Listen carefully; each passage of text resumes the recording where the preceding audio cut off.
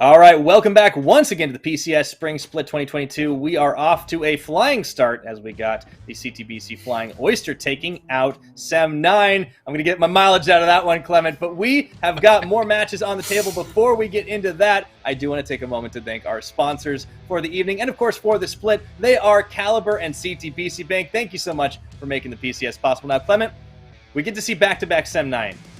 And it is going to still be a tough one for them because they face off against PSG Talon, defending champions, of course, with some differences in their roster, as anyone who's watched this split will know in the mid and the jungle.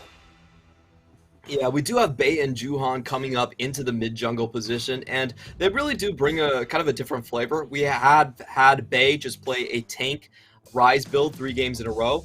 And Juhan is now their main killer on the team right here. So I think what we've seen is, despite the stats, what you will expect is, I think, a slower game plan, especially evident in their game against Impunity that went on to 31 minutes.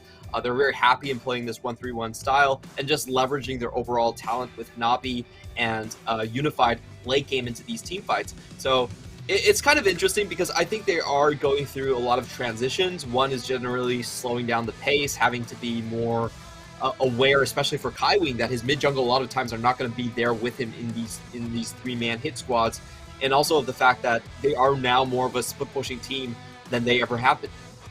Yeah, it's an interesting change-up with their new players coming into the roster, and also the way things have started off, right? You know, we can expect some growing pains, of course, especially with the loss of some superstar players like River and Maple. But of course, Bey and Juhan to fill the shoes coming over from NS. Red Force will see their full lineup: Nabi, Juhan, Bey, Unified, and Kaiwing. And these are still our defending champions. We'll see if they can get back into that form as they face Sem 9 today. It's been a little bit of up and down, right? They face off against their rivals on day number 1 in Beyond Gaming. They get beaten, and then they just kind of beat down some of the weaker teams in our league. So we don't really know exactly where this team is at. I feel like the Sem 9 game is going to be a good test for them. Yeah, I would say that PSG definitely are not the tempo team that they used to be. The PSG of old would not let an Impunity game go beyond 30 minutes. There's no possibility of that happening. But I think this one is definitely a little bit more measured. What we have seen their plays a lot is Hanabi in the side lane, and then Juhan and Bey try to set up a 2-man place on the other side lane. So I think their coordination might not be there just yet, and they're being more split and being more comfortable in terms of just devvying up the map and playing like mano a mano. Absolutely. Of course, their opponents, we just saw them on the Rift. They are Sem 9 representing Malaysia, with Shiromine in the top lane, Arashi in the jungle, Lazar in the mid, Clayex on bot lane, and his support partner, Philia. As you mentioned before, this is the supporting cast. Of course, the old Berjaya Dragons, especially with Arashi and Philia, but a lot of new faces as well. In particular, last game, Lazar had a tough debut against Mission. I feel against Bey, he's against someone that is a lot closer to his level of experience. Yeah, I definitely don't see Bey as being as lane dominant. Of course, PSG across the board are positive in their gold pretends and their CS pretends, but they aren't exactly crushing. So I think Lazar will be able to breathe a little bit. And the big question here for Sem 9 is, are they going to go for the strategy that they showed us in the previous game, where it's all about early game aggression, it's about Arashi on the Lee Sin making plays, or are they going to scale alongside with PSG and play more of a team fight style? I think both options are relatively open for them. You know, PSG, I presumably will allow them to go both routes in this one, and it's just up to Sem 9 to kind of choose their destiny. Yeah, I'm curious if they decide to try and shift things up, because if they draft the way we saw last time, it definitely feels like an early aggression team. If they can maybe round out the damage a little bit more, we'll have to see. But into the pick and ban phase we go. Akali Lee Sin is going to be removed from Arashi's side. And of course, Zeri continuing to rock that high ban rate. I know Sem 9 got rid of the Caitlyn last time around. I wonder if they might want to consider... Okay, well, I was going to say the Jinx, but the Aphelios also a good takeaway from Unified. Yeah, I really do see just like these two being kind of perma-banned, especially against PSG. They've shown that they can play both of these champions quite well. The other big ones right now are going to be Jinx, Jhin, and Caitlyn. We do have a really contested, I would say, AD carry pool, and it's very clear to me that kind of Jinx rises above all of these three. So it's going to be interesting. I feel like PSG will not go for Jinx first pick, but they will kind of just dangle it in front of Sem9, see what they do. And Unified has always been known as a very prolific Jhin player, so that's how I kind of see the draft going. On the other hand, contemplating that last ban because, of course, they left Gwen open last time at their peril. Hanabi, also a very solid Gwen player up in that top side, and they maybe don't want to give Shiroma a hard time, but they will ban away the Croc. Interesting. So that's an interesting choice here. Yeah, it has mainly been a mid lane pick rather than a topside pick. A lot of champions can actually deal with Renekton quite easily these days after the stun nerfs to him. And PSG, like I mentioned, I feel like they are going to go for just a very solid draft strategy. Xin Zhao, as we saw, still 80% win rate on the draft so far, so incredibly powerful. Your best jungler, your best duelist, especially with Lee Sin out. And for Sem9, they are switching it up a little bit, going for the Caitlyn here, which does have the potential to push in the Jinx. Now, after 12.3, the Caitlyn nerfs did hit pretty hard, so her win rate is kind of in shambles at this point, and her trading potential against Jhin isn't that good, but, you know, I do think PSG might favor the Jinx a little bit more. I think it has a lot steadier of a late game compared to a more tempo-focused Jhin. Like we said, PSG, probably not the tempo team that they used to be. No, and I think they're relying on the fact that they can get off to an early start on Sem9 side. I mean, if you are going to put your trust in somebody to step up and carry, so far Arashi seems like a good bet. So the Viego, definitely a good choice for him. And of course, with the Caitlyn, as you mentioned, only seen one other pick here in the PCS. It was Eminem, and he did not win on it. We'll see if Klaex is going to have any better fortune here against the side of Unified and Kaiwing, and they will round out that bottom lane with a Nautilus. If there is a saving grace for the Sem9 team in the bot side, it's that Unified and Kaiwing have had some iffy positioning in their first couple of games. And I don't know if that was just week one jitters or what, but not something we're used to seeing from pretty much the strongest bottom lane in the PCS. Yeah, I will say it hasn't been in terms of the 2v2. It has been when they're trying to collapse on their opponents, and they realize, wait a minute, we're actually not running the composition that wants to pull off a collapse, and they just get killed out of nowhere. So it was kind of funny to see, but you can definitely tell that the bot lane for PSG does have some adjusting to do. Juhan and Bei are not the same players as River and Maple. I don't mean in terms of caliber, but I mean in terms of playstyle. They are very clearly just on a completely different track. So we'll see how they do. Interesting enough here, we do have an aggressive bot lane coming out. A lot of times we have seen with the Caitlyn, it has been things like the Thresh, it has been things like the Lux or Karma to kind of push that lane in and give yourself priority. But this time around, they're actually trying to go fire with fire here. It's more about pushing and skirmish for Sem9 rather than just outright dominating the lane. I like it, and I also like the targeting of the bans as well. I mean, obviously Gwen is a pretty solid choice to take away in most situations, but also in Hanabi's hands has been a terror. They get Bei off the Rise, so we'll have to see him playing something different. I don't know if the Rise is necessarily like ban-worthy, but it's clearly been Bei's comfort, so looking to throw him off seems to be the play. Rounding things out here, we'll look to see if we get another tank in the form of the Gragas for Shiramine up top side. It is going to be blind against the likes of Hanabi, so just trying to play it a little bit safe here and saving their mid lane pick for last, looking for that counter pick.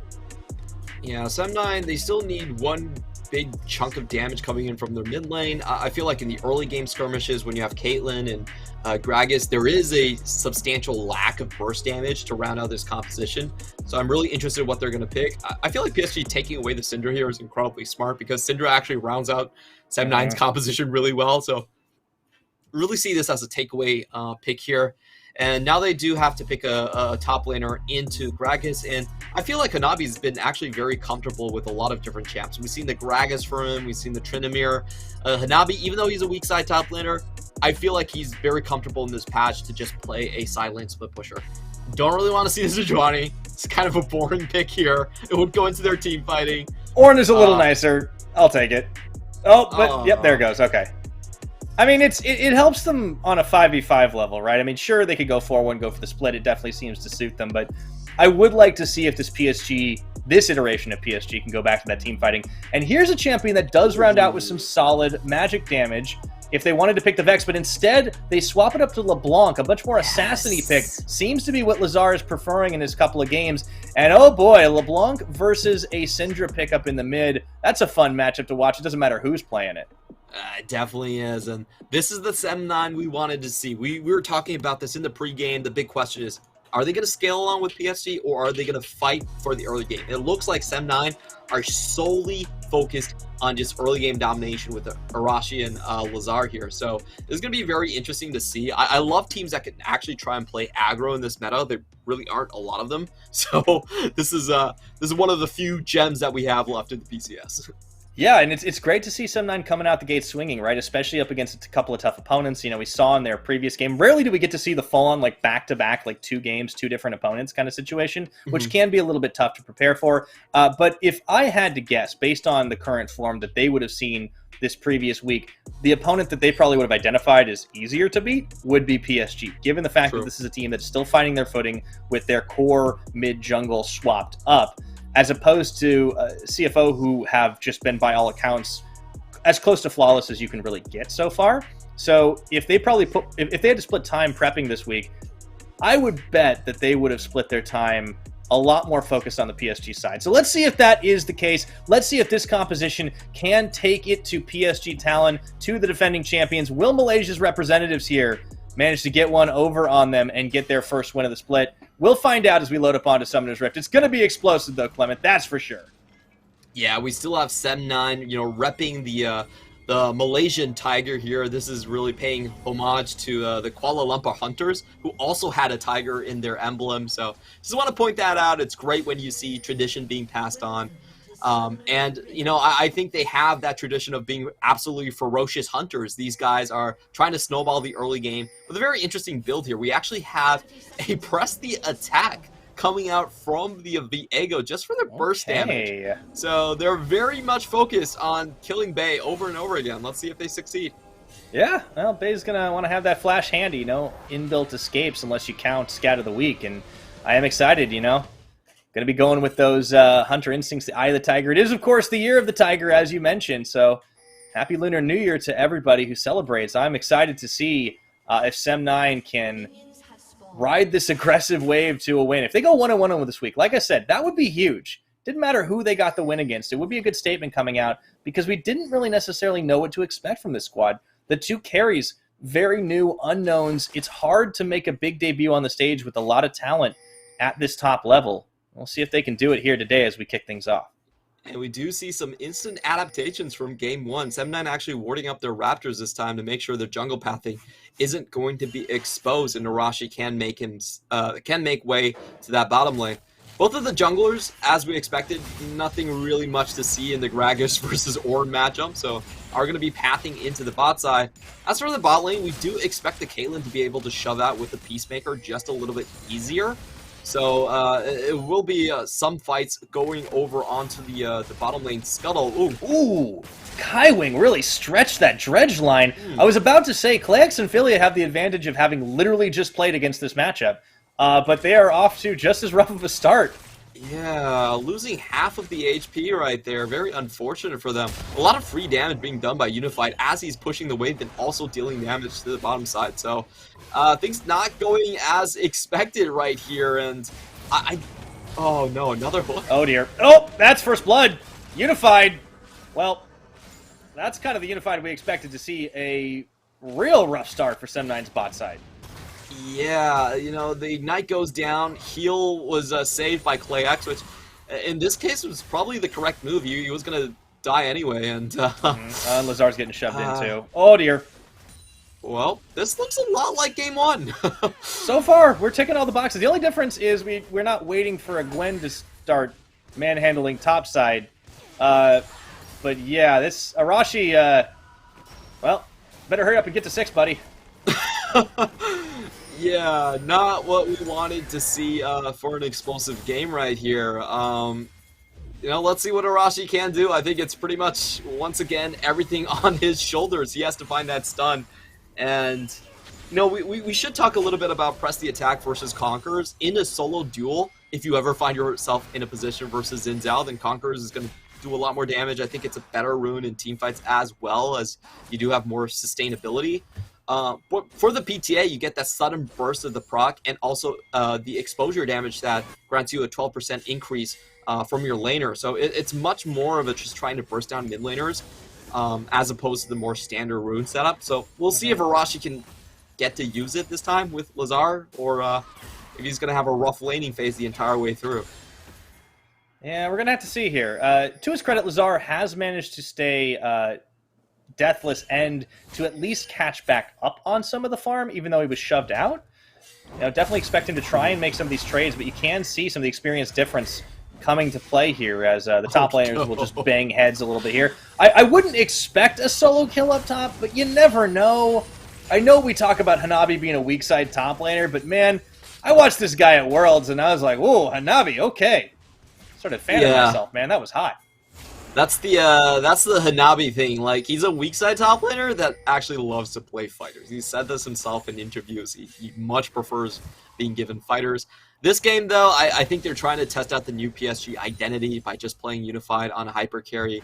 But he's still out-trading Shiromine very well up into the top lane. I love those trades being thrown back and forth. They're actually quite fun to see. These just tank trades and the footsies being thrown in there by Hanabi. Both of them do seem like they're going to be going for the Fimbulwinter. I've seen this across the board in tanks. It's just free scaling, so everyone gets it. I mean, they basically have the same job, right? You want to get in there, you want to be the big engage champion that can set up the knockups, that can set up the separation of the enemy team when you get to those 5v5s. It was all about fighting fire with fire.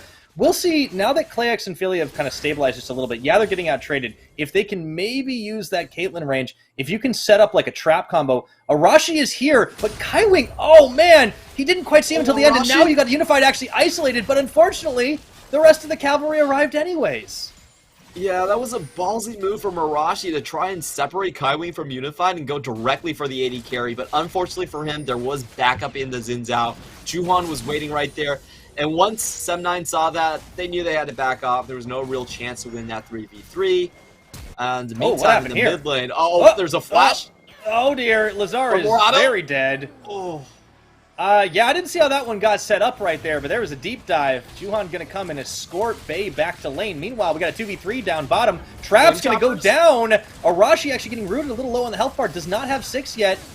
And there's no way they could fight that. So it's a back away 2-0 now on the kill score for PSG Talent. Imagine being Lazar in your debut against one of the 2 strongest teams in the PCS. Things have just not been going well for him. And, I think this really defies the purpose of that PTA Viego that we're seeing here. There has been no sort of burst potential coming in from either Lazar, Zoe, or his LeBlanc so far. Yeah, and it does seem like it's a bit of an experience difference right now. There's the Scout of the Week. It lands. Bay is obviously not following this in, a little low on mana, but how does this happen? Lazar goes sniffing for trouble, it seems.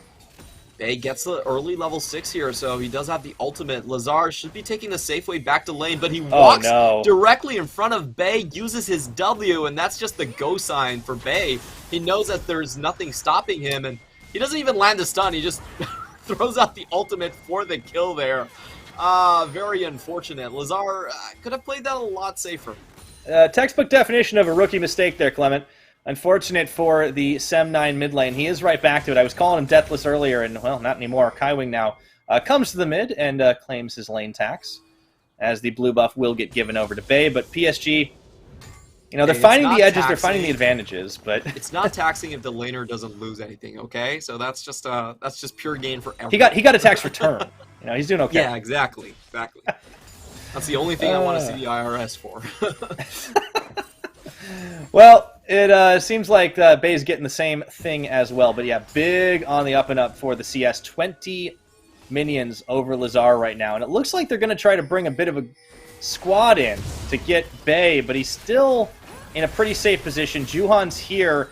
No flash, no problem. Actually gets the stun off onto Philia. And here comes Kaiwing to make this a 3v3. Lazar going to be forced to distort away. And Dredgeline's going to pull him right back in. The flash, Crescent Guard, Lazar limping back, as the Mimic is the only thing that keeps him from dying there.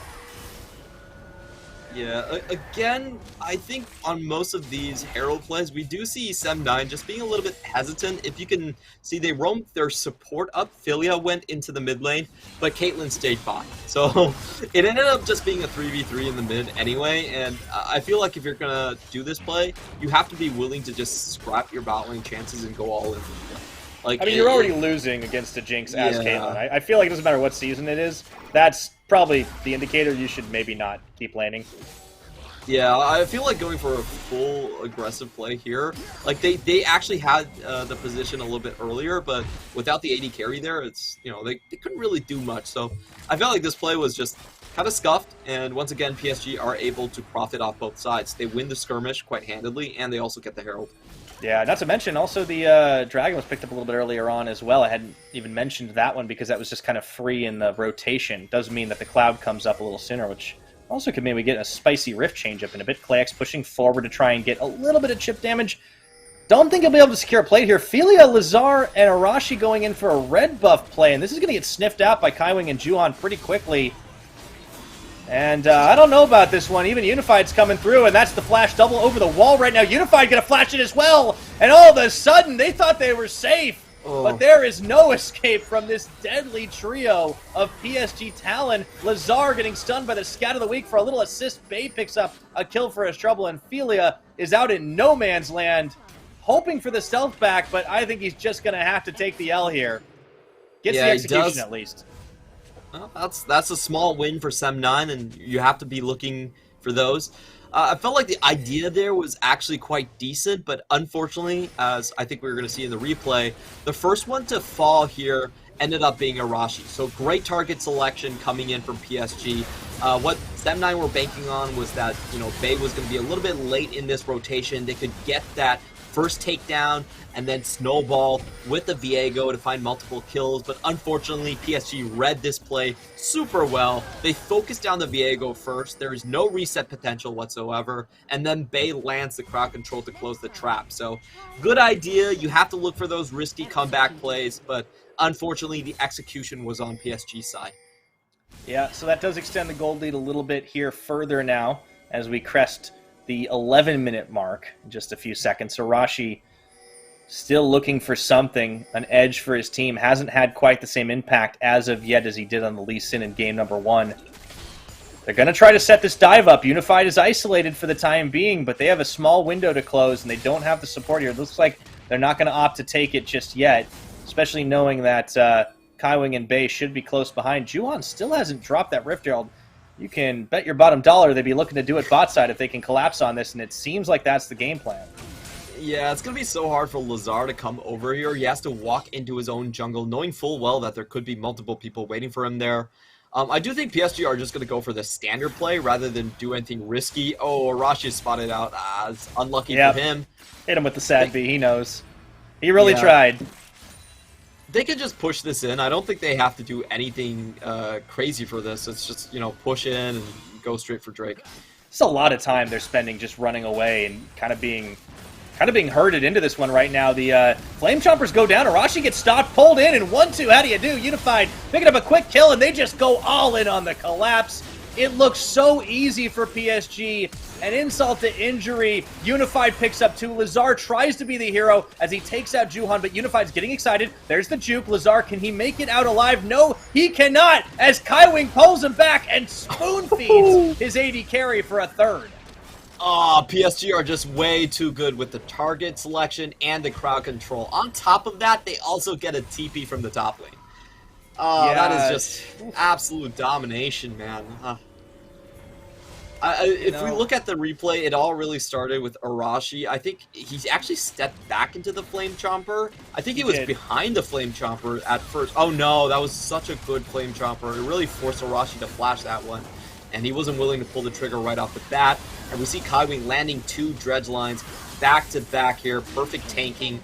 The only consolation prize is Lazar does find a kill onto Juhan, but he expended a lot for that. Both charges of Distort used, so he has nowhere to go and just dies to Kaiwing as he walks right back and tanks another tower. Yeah, Kaiwing did a great job actually of being just like he was walking away from that one, realized, okay, well I guess I'm gonna have to try and cut off the escape route. Does exactly what he needs to, and so the lead extends pretty heftily here, and so much gold in Unified's pocket with all those kills right over to him as they can just chase Lazar away. They have Shelly going for another charge here in the inner, and there's nothing the LeBlanc can do about it. They're just going to get this tower easily. Yeah, that amount of gold going over to Jinx is not something you want to see. It's 2 items by 15 minutes, and they're going for more. Oh, unfortunately, Bey doesn't catch that one. That was a golden opportunity. But, at this point, PSG don't really need it. They're just going to turn straight back for Drake.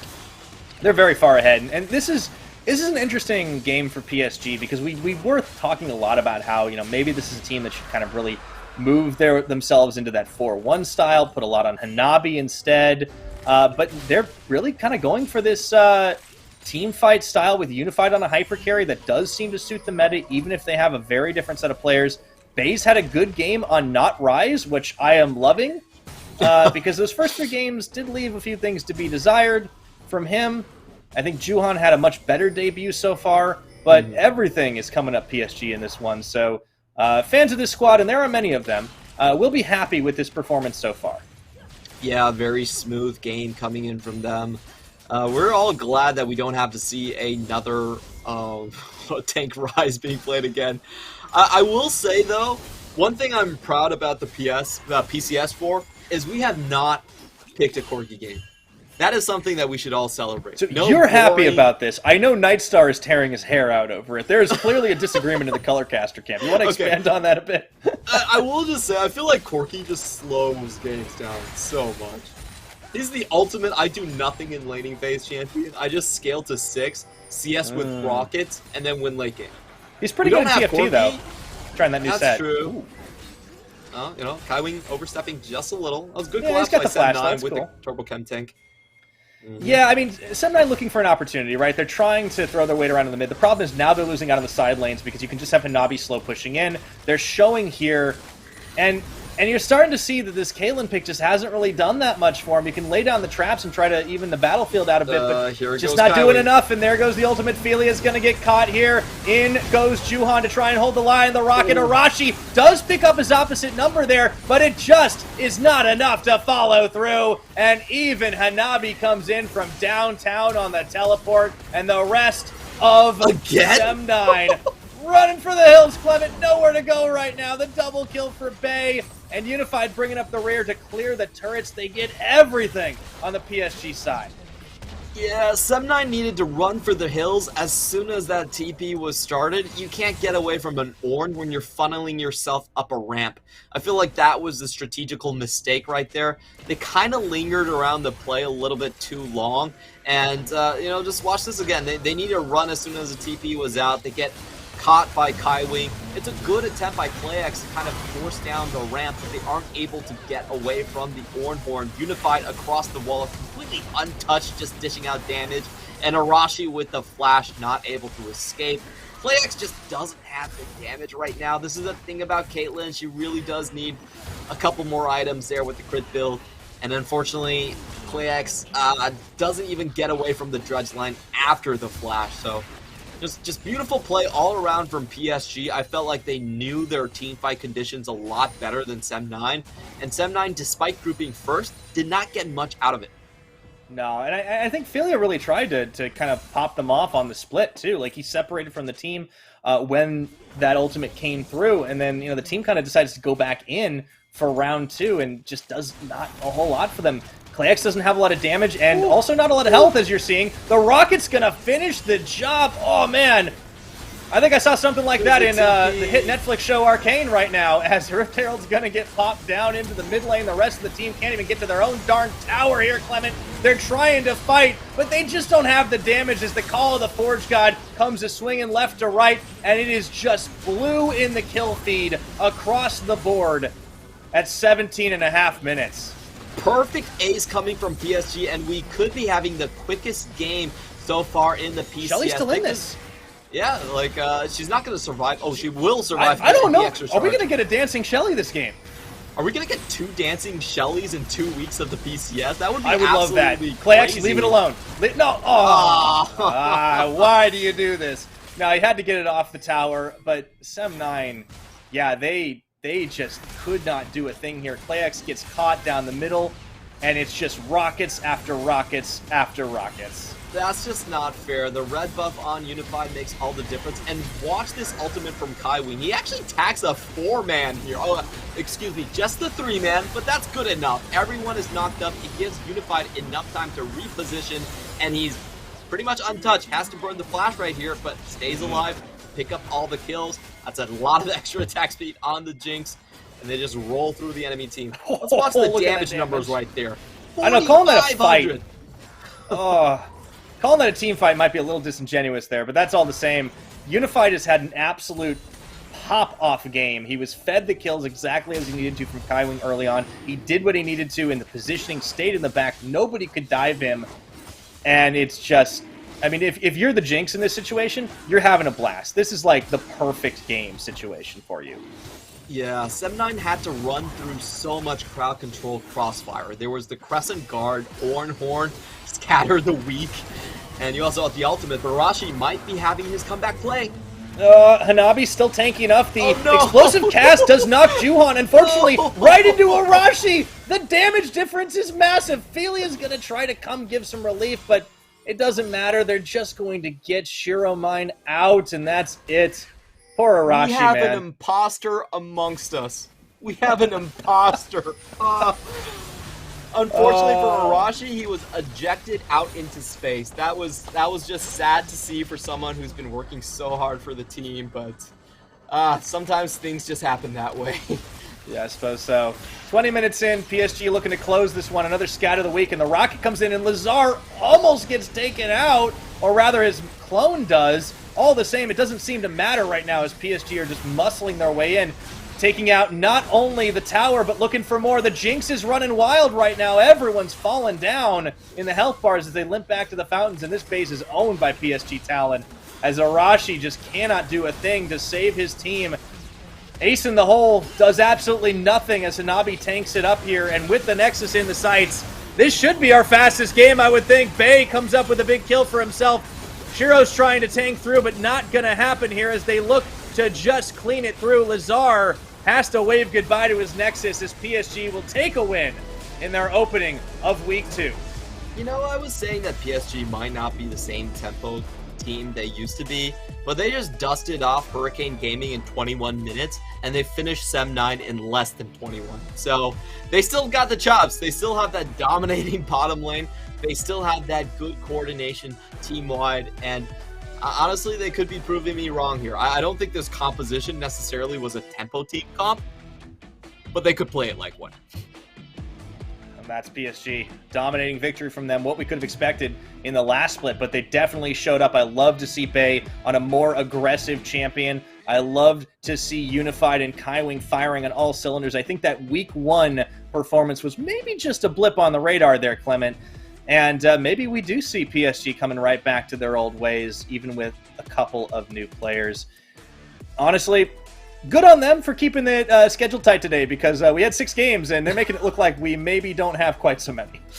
Yeah, just a 20-minute and a 50-second game right here. Once again, I feel like Sem9 are going into a path where their champion picks are, I would say they're more extreme. They're going against the grain in terms of the meta. They're trying to get things done a little bit earlier. We have seen the meta generally be more scaling, more about hyper carries into the bottom lane, but they're trying to actually shove in the bottom lane and get things going with the skirmishes. The only thing that's happening here is they're actually losing the lane before the shove-in part, and the skirmish never happens. So I think that's the main issue with Sem9 right now. If they're trying to get things started into the bottom lane, they definitely need to play those early level 1s and level 2s just a little bit more carefully. They had a just straight up 2v2 death here in the level 2, and that just snowballed Unified very far ahead. Yeah, I think it's a little tough for this team coming into this league playing, up against some very, very strong teams early on. Unified and Kaiwing, I mean, honestly just gapped the bot lane here. Like, there's really not much they could do from the get-go.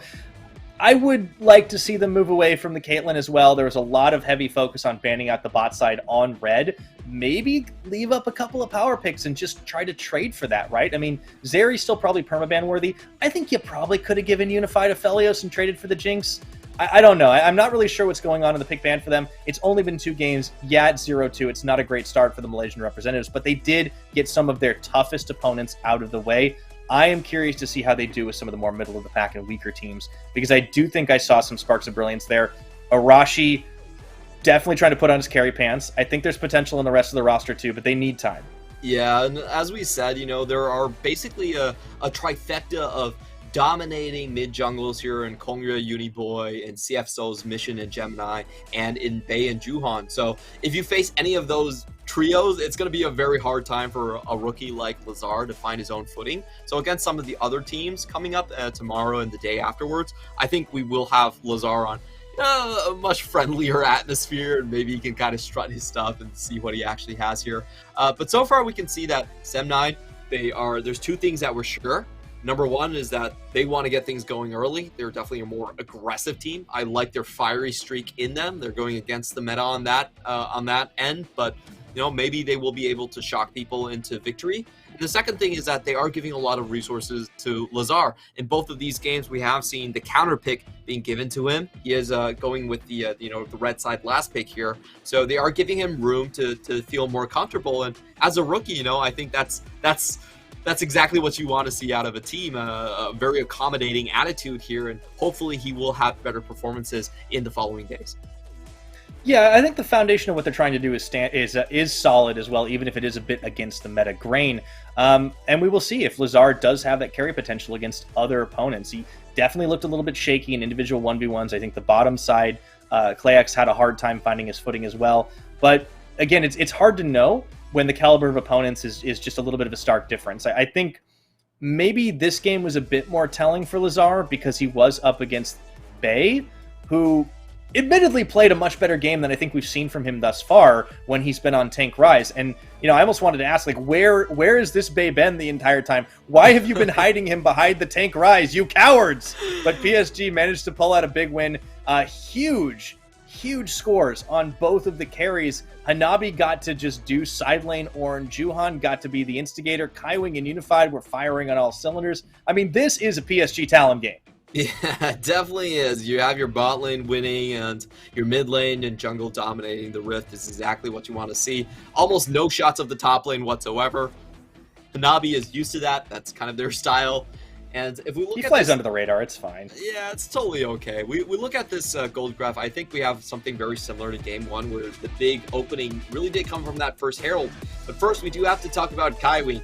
His hooks could not miss this game. It was absolutely ridiculous to see this. He found the first hook for the first blood, landed 2 consecutive hooks on that tower dive to make sure that no one was surviving the 4v2 into the bot lane, and well deserved by Kaiwing. All of his plays were so well timed. His usage of ultimates and his usage of the dredge line with the staggering blow. The crowd control was just perfectly portioned. And I think people really gloss over that. They think playing counter engage is very easy, but I actually think counter engage is a lot harder than engage. On engage, you just throw out all your abilities, but on counter engage, you actually have to portion and make sure that your crowd control don't overlap. And he was able to do that perfectly this time. Yeah, no, I love it. We got 2 games, 2 supports, 2 Nautilus is getting the MVP. We got a whole lot more coming up next, so don't go anywhere. We'll be right back after this short break.